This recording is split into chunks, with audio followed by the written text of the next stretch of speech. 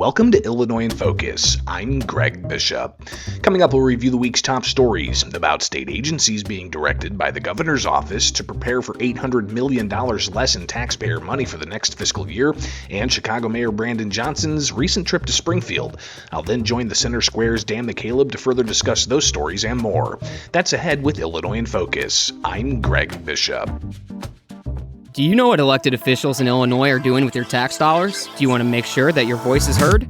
If so, then you need Blue Room Stream, a live and archived video streaming service that provides access to government meetings and events. With Blue Room Stream, you can watch how your elected officials make decisions, hold them accountable for their actions, and be a more informed citizen. Blue Room Stream is the perfect way to get involved in the democratic process and to make a difference in your community. Subscribe today at blueroomstream.com.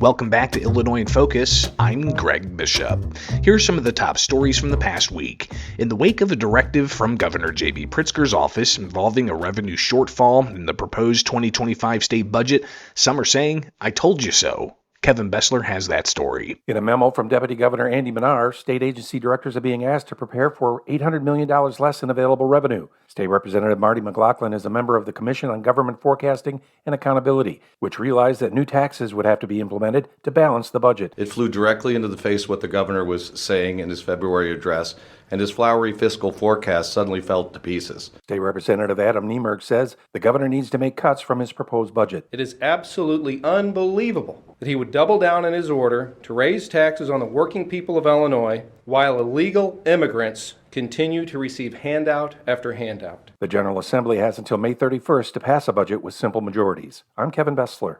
From more state taxpayer funds for Chicago public schools to what kinds of deal can be made with the Chicago Bears, Chicago Mayor Brandon Johnson laid out his priorities to legislative leaders. Katrina Peterson reports. Johnson visited Springfield Wednesday. He met with various legislative leaders and the governor's office. Asked about the idea of increasing state taxpayer funds for Chicago public schools with declining enrollment, Johnson said for there to be transformational change, it costs money. Actually, enrollment continues to increase.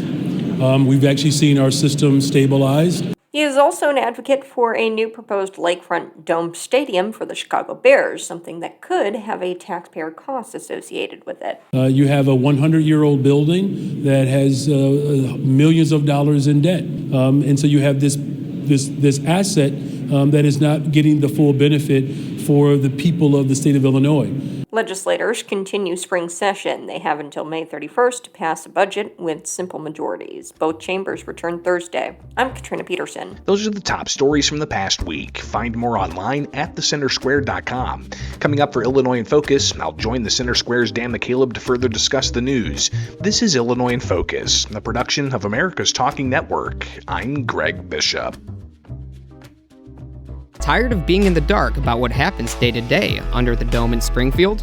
Do you want to be more informed in the decision-making process? If so, you need Blue Room Stream, a live and archived video streaming service that provides access to government meetings and events. With Blue Room Stream, you can watch elected officials in action, holding them accountable, and having your say on issues that matter most to you.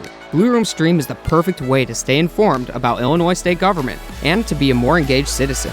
Become a subscriber today at blueroomstream.com. Welcome back to Illinois in Focus, powered by the Center Square. I'm Dan McCaleb, Chief Content Officer at Franklin News Foundation, publisher of the Center Square Newswire service.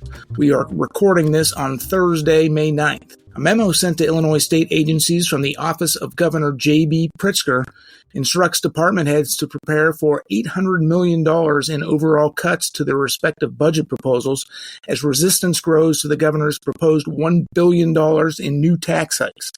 The Center Square obtained a copy of the memo and reported the breaking news earlier Thursday. Joining me to discuss this is Greg Bishop, the Center Square's Illinois Associate Editor. Greg, you broke this story at the Center Square. Tell us what this is about. So when the governor proposed a budget in February, he's looking to spend $52.7 billion.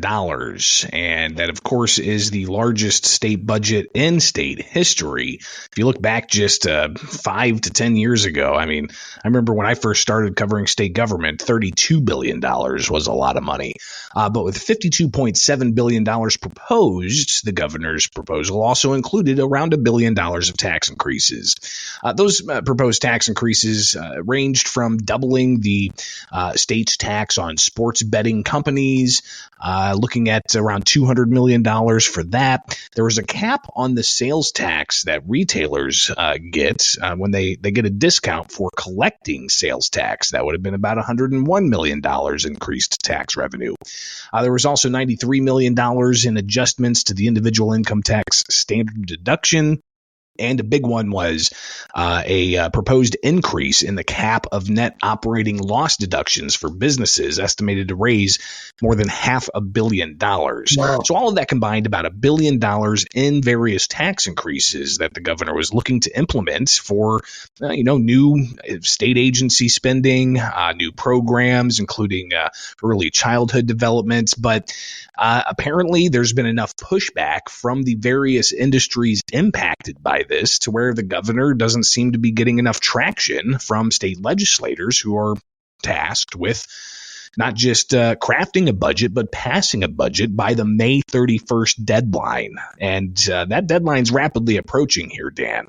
And what we have in front of us is this memo from the governor's office. The deputy governor, Andy Manar, said it's becoming clear that opposition to the proposed revenue is significant enough to, quote, direct agencies to prepare for the possibility of reductions to the proposed spending. He also goes on to say that they have to prepare to implement a potential balanced budget scenario with $800 million less in available revenue. Something else that the memo went on to highlight that those ARPA dollars, those federal tax dollars that states got flooded with during COVID. Oh, yeah. He notes that those federal ARPA dollars are drying up. And as those are going to be by the wayside, he says that that helped them make certain types of programs sustainable, but without that additional revenue, these types of programs are not going to be able to be sustained. So we're looking at the possibility that the budget could come $800 million short of what the governor proposed. How that'll be managed, what kinds of cuts state agencies may make, what kinds of programs may have to be ratcheted back. One of the big things the governor has talked about is more early childhood development centers, more funding for early childhood development and daycare centers. So that alone is a couple of $100 million. Then you have the increased funding for K through 12 education, $350 million.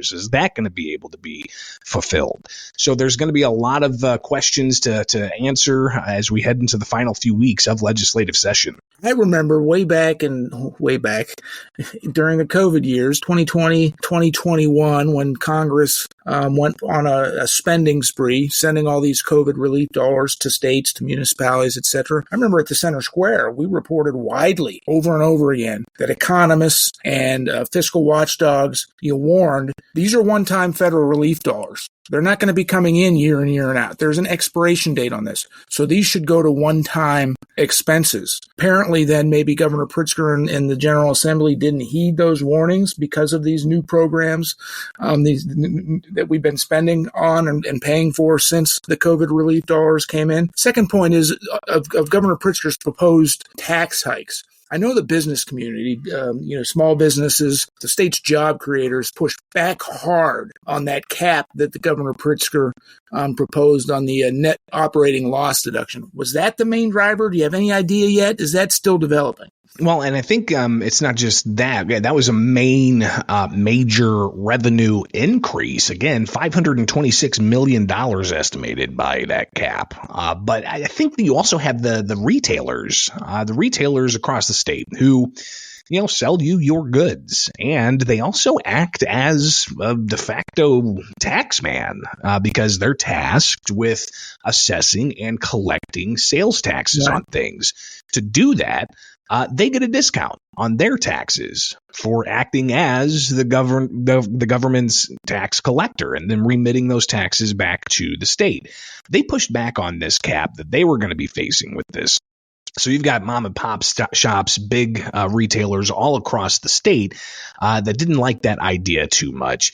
But I think also the states looking to, and the governor looking to double the tax on sports betting companies, that as well is a pretty contentious issue with sports betting companies even signaling they might not operate in Illinois if that's the case, or that the taxes would just be pushed down onto the cost of sports bettors.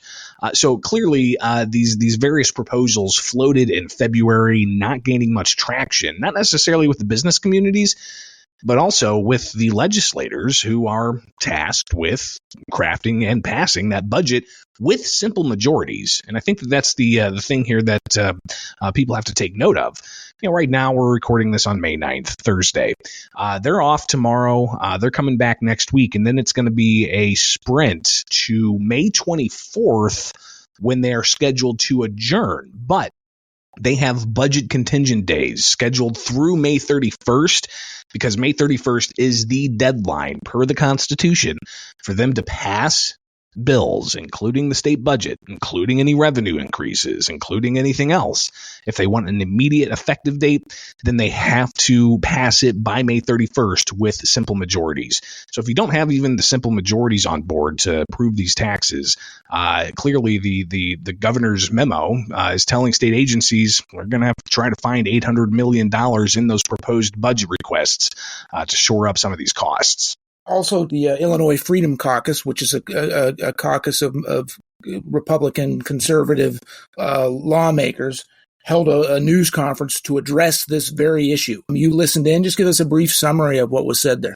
I think a good takeaway is they said, "We told you so." If you recall, and people can find the archives at thecentersquare.com, the Freedom Caucus and other Republican groups, they said even after the governor's budget proposal back in February that increasing taxes like this is not going to be popular, that the budget's proposed is a lot of dreams that taxpayers can't afford, and ultimately the Freedom Caucus today, after this memo was reported out, you've got the Freedom Caucus saying, "We told you so," and urging the governor to, shape up the budget, to not increase spending, and to give taxpayers more relief. And some of the things they said are really driving this, especially the governor's request for $1 billion in extra increased tax revenue, they say is that ongoing cost of the migrant crisis in the state of Illinois. Illinois has already spent upwards to $1 billion since August of 2022 in having to deal with direct services for migrants being transported from the southern U.S. border to the state of Illinois. So housing, lawyers to get to their asylum hearings, or to help them with work permits, food, education, and then you tack on the $700+ million of non-citizen healthcare costs.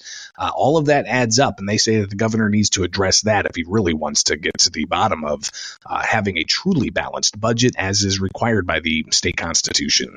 Greg, it wasn't just J.B. Pritzker and his administration who was looking for these $1 billion in tax hikes to fund additional programming. Just yesterday, Wednesday, Chicago Mayor Brandon Johnson was in Springfield asking legislative leaders, the governor's office, for more money for Chicago. After today's news, I don't know if that bodes well for him or not, but he's seeking $1 billion more in additional spending or funding for Chicago public schools. Of course, there's the Chicago Bears stadium proposal that seeks state taxpayer dollars. Tell us a little bit more about Johnson's visit to Springfield. Yeah, so the Chicago mayor in his first term, making the tour, talking with legislative leaders and even meeting with the governor's staff, he said that he was down here, expanding upon relationships and looking to, essentially get, a working order to where they can get what Chicago needs, he says. But after the day of talking with legislative leaders and touring the Capitol, he took questions from the media where a question was asked, why should the Chicago public schools with declining enrollment get more more taxpayer money from the state of Illinois. And Johnson said enrollment continues to increase. Now, this is after year after year after year of a decline in enrollment of Chicago public schools. But a decline in enrollment didn't see a decline in state funding going to Chicago public schools. State funding continued to increase. So he's actually looking for an additional $1 billion there. But he's also got something else that he's going to have to contend with. And it's not just Chicago public schools. You've got a teachers union contract, with Johnson being a ally of the Chicago Teachers Union that could also increase overall costs for Chicago public schools. So I imagine he's going to be likely putting pressure on legislators to try to get as much for CPS as he can. One reason why he was down here. But it's not just CPS. You've also got the transit system in Chicago, which is facing a substantial fiscal cliff. And there are proposals to consolidate Chicagoland Transit, give it $700 million. And where's that money going to come from? Then you work in other big issues like the Chicago Bears' proposed Lakefront Dome Stadium, where that's expected to have a substantial investment from the Chicago Bears, but it also comes with substantial investment from taxpayers, either be it hotel motel taxes or bonding through a state financing authority backed by taxpayers. And Johnson's an advocate of that. So we've got a whole host of issues that Johnson's looking to tackle, while he also has to tackle the ongoing migrant crisis and an estimated costs on the city's side of $70 million, while the county picks up $70 million, and the governor looking to approve $181 million in the next fiscal year to deal with direct costs concerning the migrants in the state of Illinois from the southern U.S. border. So a lot is on the table here in Springfield, and it's all costing taxpayers. Well, let's talk a little bit more about one of the specific things you mentioned about increased funding requests or increased costs on taxpayers. And that has to do with the consolidation in the Chicago area of the CTA, Metra, and PACE. We reported at the Center Square that a consolidation of those agencies could cost taxpayers $1.5 billion on top of the current expenses. With all these new funding requests, all these new taxpayer cost requests, I just don't see how this stuff gets done. Yeah, and this idea of consolidating Chicago Transit Authority, Metra, and PACE in the Chicagoland area, that's a proposal that's being floated at the State House, and you've got some pushback, especially from some of the suburban areas that have their own kinds of transit oversight. And one of the proponents of consolidation, State Senator Ron Villivalum, he's proposed this and looking at trying to get more conversation about it, but he also had another companion bill because right now there's about a $730 million funding gap, and that could be an impetus as to why they're looking to consolidate these things and to have more state taxpayer dollars go to it. Keep in mind the governor's proposed budget, it includes sweeping some road fund money to give to Chicagoland Transit, and that's something that even the road construction groups in Illinois have pushed back on. But Transit's looking at $730 million funding gap. You've got State Senator Ron Villivalum wanting to consolidate things to help consolidate costs, but he has a companion bill that could, as he says, be a placeholder for what an annual cost could be at $1.5 billion. Now, there's a difference there, right? $730 million versus $1.5 billion. Villivalum told us that, we all want to build a world-class public transit system for the year 2050, not just plug a hole. So clearly, again, this isn't just about making sure that the financial cliff isn't, people don't fall down that. They're also looking to increase overall costs to make it what they call a world-class public transit system. Dan, I live in the Springfield area. I drive everywhere. There's not a lot of public transit when it comes to me getting around, but I'll ask you, do you see buses and trains in and around the area in Chicagoland? Are they full or are they empty? I think one of the big things that's going to be have to be addressed in all of this is, are these public transit systems really being utilized as much as maybe some people think they are? Well, Greg, yeah, just personal anecdote on that. I live within 5 minutes of one of the metro stations and used to take the train in regularly, a couple times a week, into the Chicago office. And I used to take an early train so I could be there by 8:15 or so. So I was on a train at 6:30. And even at that hour, that early hour, the parking lots were full. Whenever I drive by the parking lots now, even mid-morning, midday, they're 2/3 empty. I know we've reported at the Center Square nationally, not just in Chicago, but in major metros across the country, ridership remains significantly down since the pre-pandemic numbers. And these agencies, these transit agencies, are having a hard time luring riders back. Many people still work remotely. Many people might go into the office once or twice a week as opposed to 5 times a week previously. So this is a tough ask. There's no doubt about it. And that, of course, is lost revenue for these transit agencies because they lose fare revenue. Fewer people are paying to ride these agencies. Greg, we got just a little bit of time for one last topic I want to talk about. I can't believe we're going to be talking about it, but we are going to be talking about it.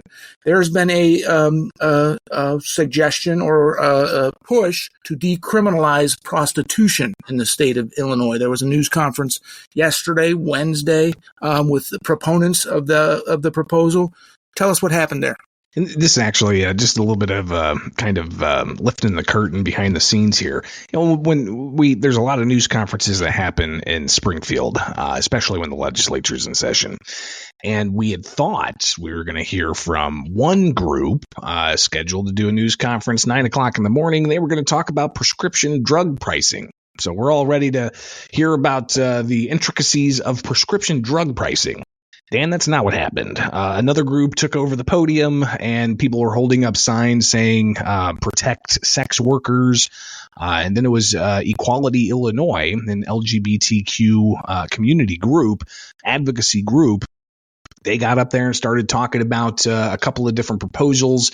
One in particular, they said, has not been filed yet, but they're working to get it together, and it would legalize sex work in exchange for money, or as some people would call it, prostitution. And this kind of caught all of us off guard. We were just wondering, did this other group cancel? What happened here? So a little bit of lifting the curtain in our kind of astonishment at this subject matter coming up. We were not prepared for it. But once we did take it in and understand what they were talking about, they're looking at possibly crafting something. Will it happen before the end of session in this month? Not likely, but maybe it's a conversation starter. But ultimately, they want to have the law changed to where those who do exchange money for that type of, I guess, service, that they would be protected because the advocates say that right now there's no real protection. If somebody is beat up by their clients, they could themselves be prosecuted simply for taking part in that illicit activity. So how it would all work, not sure, but you already have state legislators who are themselves in law enforcement. State Representative John Cabello, he said that this idea is dangerous. He says that he doesn't see how it would work. He says a lot of individuals in the sex work industry do it to support drug addiction. And he says that this is clearly something that could put people in harm's way, let alone the logistics of it, having groups possibly wanting to do background checks on their clientele.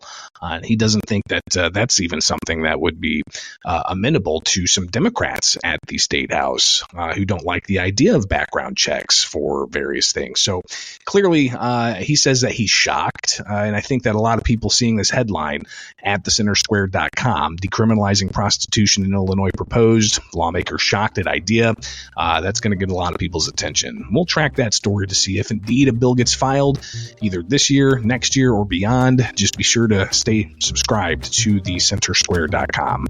Greg, thank you for joining us today. Listeners can keep up with all of this story and more, as Greg just said, at thecentersquare.com.